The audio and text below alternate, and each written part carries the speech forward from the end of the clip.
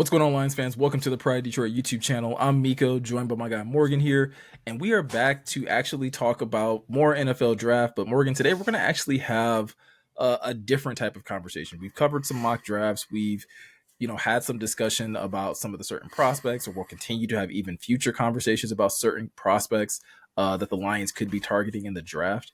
But you and I were having a conversation earlier today where I feel like as much as we put a lot of attention on, the Lions need to address this position or the Lions need to target this player, the reality is that when it comes to the draft, you can't address every need. And oftentimes a position may go overlooked. And that's kind of where I want to take our conversation today. Yeah, when you floated this conversation, I thought it was brilliant because this is something that really gets the people going, man. Like fans of every team enter the offseason with, thoughts like what they need, right, to get better. Mm-hmm.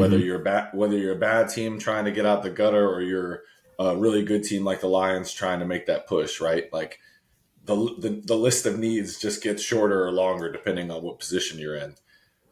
But I thought this is a great idea, bro, because everyone goes into it like, oh, we got to have this, we got to have this, we got to have that position. But as we know, Brad Holmes and a lot of other GMs in football don't subscribe to that train of thought. So excited to get into this conversation. What were you going to say?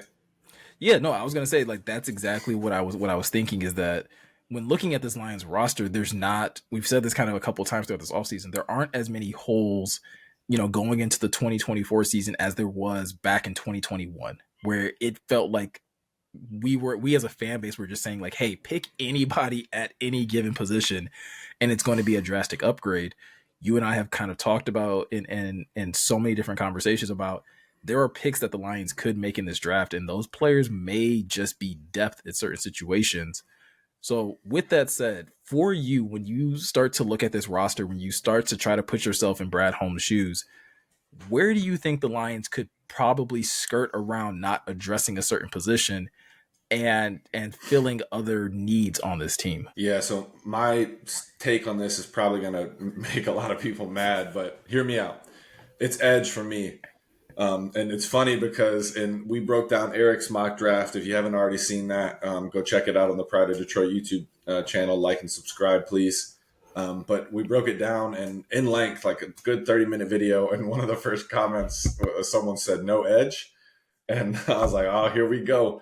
But It's just, you got to look at the totality of the situation, right, guys? So on paper right now, this isn't the strongest edge class. Okay, let's start with that point, right, Meko? So there is no like group of Aiden Hutchinson, Trayvon Walker, and Kayvon Thibodeau sitting at the top of the class. There's just not that group of guys. You have Jared Verse, the kid from Florida State, the edge rusher from Alabama, Dallas Turner.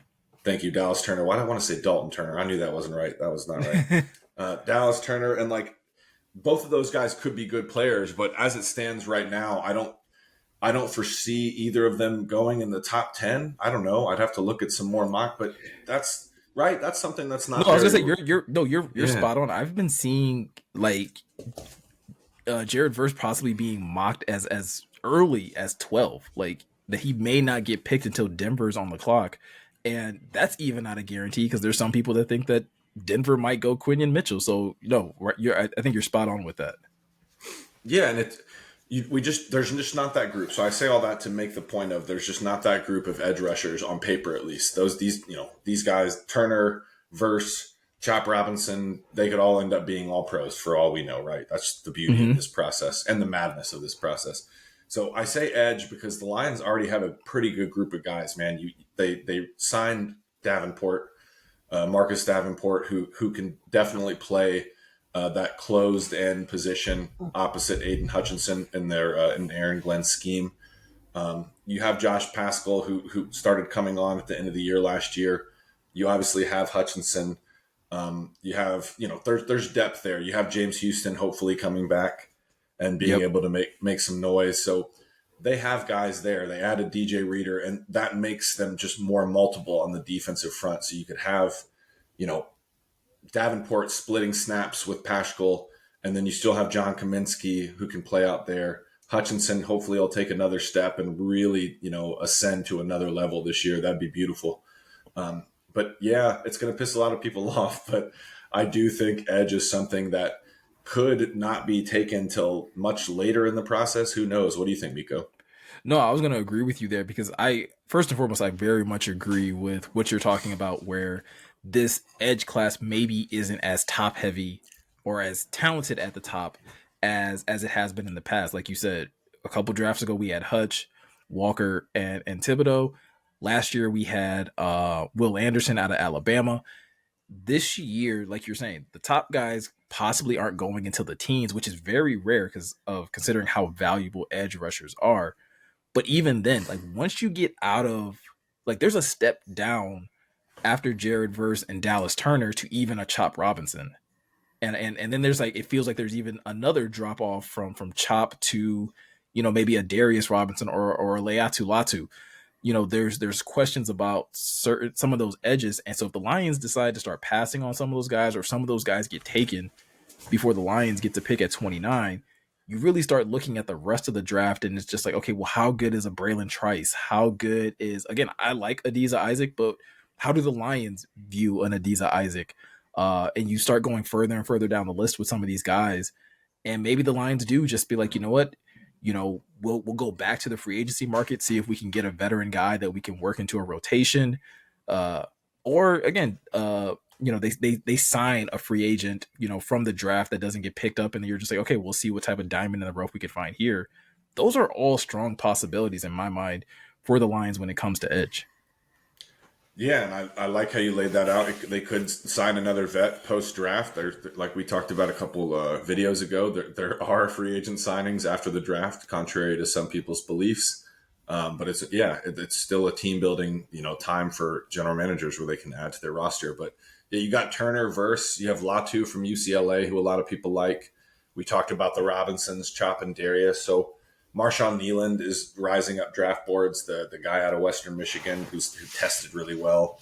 But it could be something depending on how their board falls. Like we're trying to project, right, guys? So we're trying to project. excuse me, Brad Holmes's board, and then how the draft is going to go. Right, like is there going to be a run on quarterbacks and tackles and receivers early? Because if that happens, then maybe an edge that like the Lions do favor gets pushed down to the board. Like I doubt it. I don't know. I feel like they're going to go between, like you said, Miko, the teens and the late, like the mid 20s, early 20s. I don't know, that there might be a run there. Again, this is all just projection, Sure. but yeah, it's fun to think about though, because I love this discussion, because I think right now, if you asked most people around the world, they'd be like, football fans around the world, what do the Lions need to take that next step?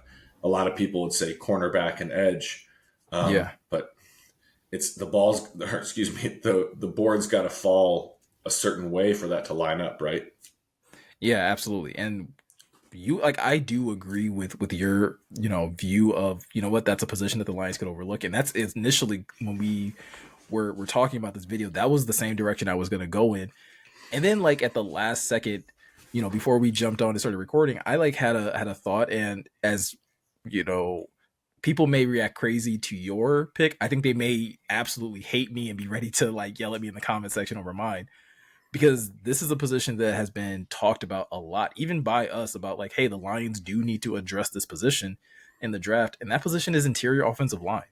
We've talked a lot about how the Lions need to find either a guard to, fill a spot after Zeitler maybe decides to go, elsewhere after next season, or if Frank Ragnow continues to suffer with injuries, how the Lions need more depth there. But when I actually start to look at the depth chart, the Lions have only lost, one offensive lineman so far in the offseason, in Jonah Jackson, who decided to go play elsewhere.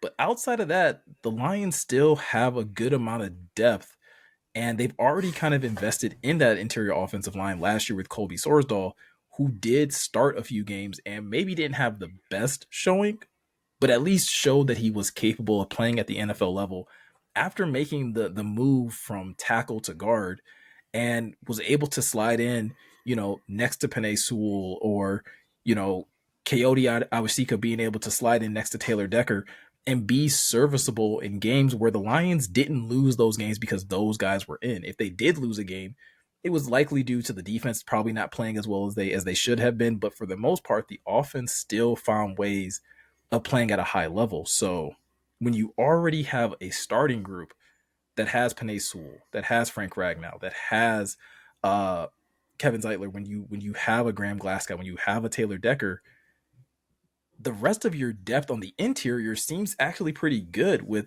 Awashika and Sorsdal, who have starting experience.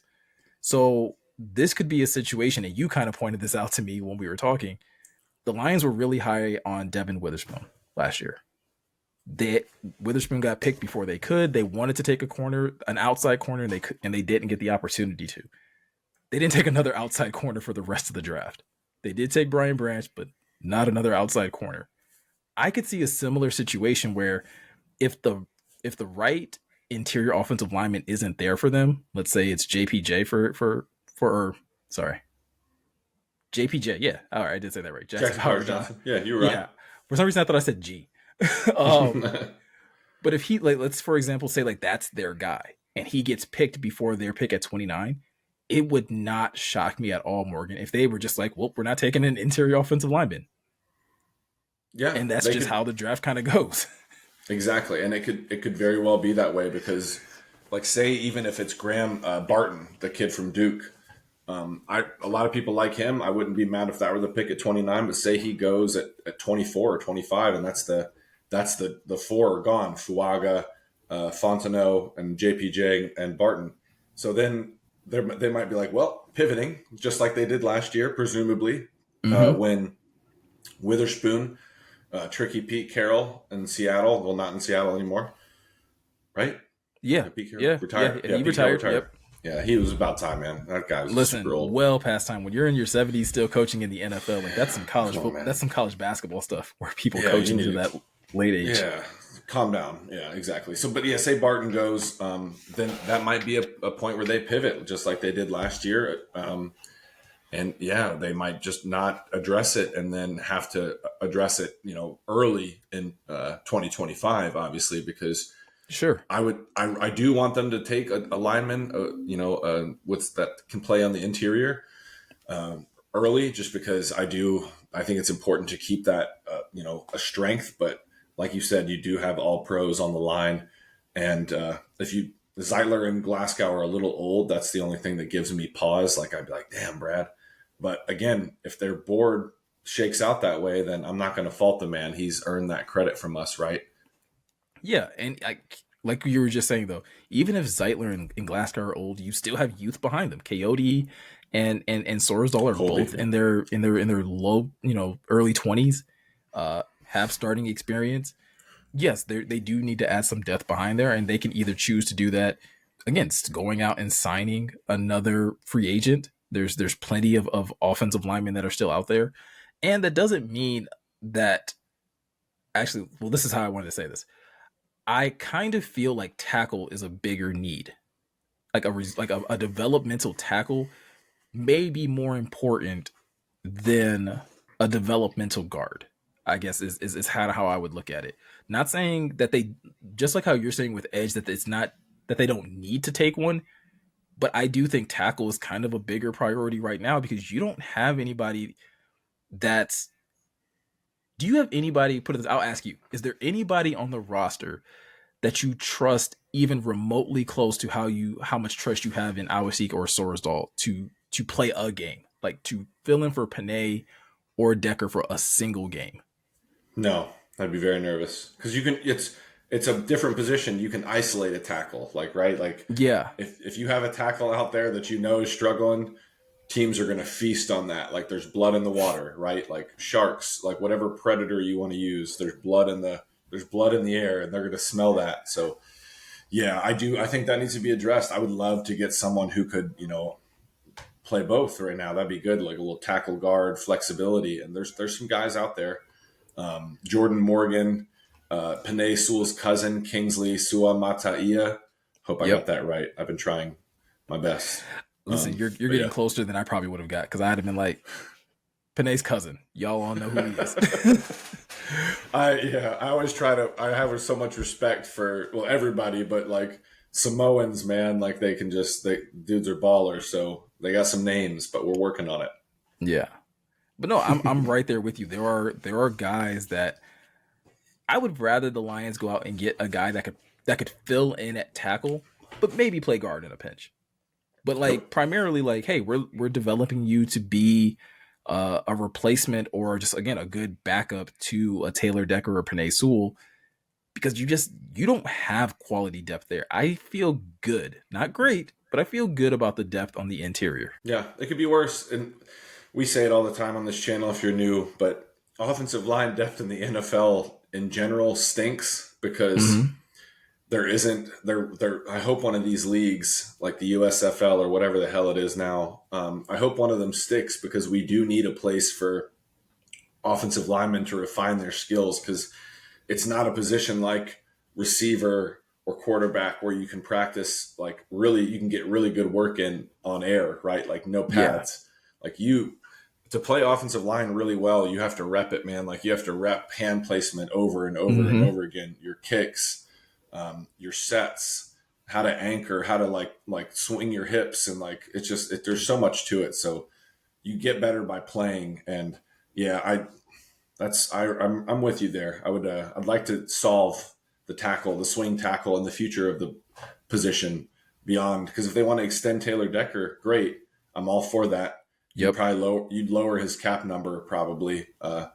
Then and yeah, but then at the same time, if you're not going to extend Taylor Decker, you need to figure that out. Even if you are going to move Panay to left tackle. Facts.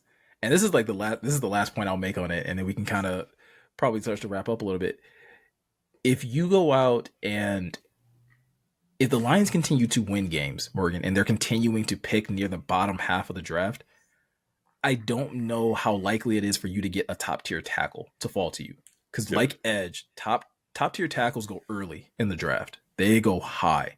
And if you're consistently picking in the late 20s, hopefully last one of these times in the draft, the likelihood of you getting one of those guys becomes even more unlikely.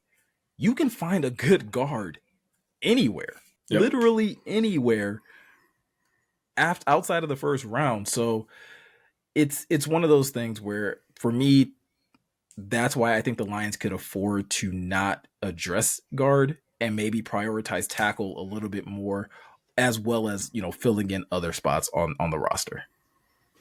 It's a good point you make because tackles are, that's a quote unquote premium position, right? So they're going to get taken. A lot of the times they're going to get overdrafted because you need them almost like quarterbacks, right? Like, Yep. people reach for tackles all the time. But yeah, to your point, like there is a sweet spot where you can get some really quality interior offensive linemen in those second, third, and even fourth rounds. Sometimes you look at guys like Graham Glasgow, Jonah Jackson, to name a few. I don't know where Zeitler went. I'd have to go back and look. That was a long time ago. Respect to my man because he's been playing a long time. So, but yeah, But I agree with those points. yeah. So I mean again, and I agree with your point on Edge, and neither of us are saying that the Lions don't need to address these issues or address these positions. It's just that if they didn't, I don't think I would go into next season with lower expectations of them being able to succeed. Right there with you. Yeah, it'd be nice, and it would probably silence a lot of angry fans. But at the same time, it might end up being one of those spots where they were like, "Well, we like this draft and we love Brad Holmes, but why didn't they take a cornerback or why didn't they take a guard or whatever it may be?" So Yep. we'll see, man. Couple more weeks. Thank God. I'm ready. This is where I get to the time of the year. I'm like, let's go. Let's go. Listen, I know a lot of other people are right there with you, and if you guys agree with me and Morgan, let us know in the comment section below. If you disagree with Morgan and I, let us know in the comment section. Be respectful, but let us know in the comment section that you might disagree with us, and let us know what position you think the Lions can afford to just overlook and put some thought into it. Don't say running back and quarterback. We know they don't need those positions. We know they don't need to draft a tight end. But realistically, what are some positions that the Lions could, choose to not address this year in the draft, and you would still be fine with whatever they were able to get from this draft selection? Also, be sure to check out pridedetroit.com. We're always uploading new articles over there. Morgan mentioned that, we do have a review of a mock draft that Eric did, 7 rounds. He just dropped his 2.0 today. So there's a second 7th round mock draft. He picks completely different players. Be sure to go over to the website and check that out. We'll also make sure to do a review over here on the YouTube channel so that you guys kind of know what we think about how he did. But more importantly, be sure to subscribe to this YouTube channel, hit the notification bell. All of those things help this channel out a lot. As you guys know, there may not be an audio version of the POD crew, but there will always be a video version of us, whether it's myself and Morgan or other members of the staff. We are always looking for new ways to bring you guys content. So the more you guys subscribe, the more content we can continue to pump out to you guys. So with all that said, I'm Meko. He's Morgan. Thank you guys for taking the time to watch, and we'll catch you guys in the next one.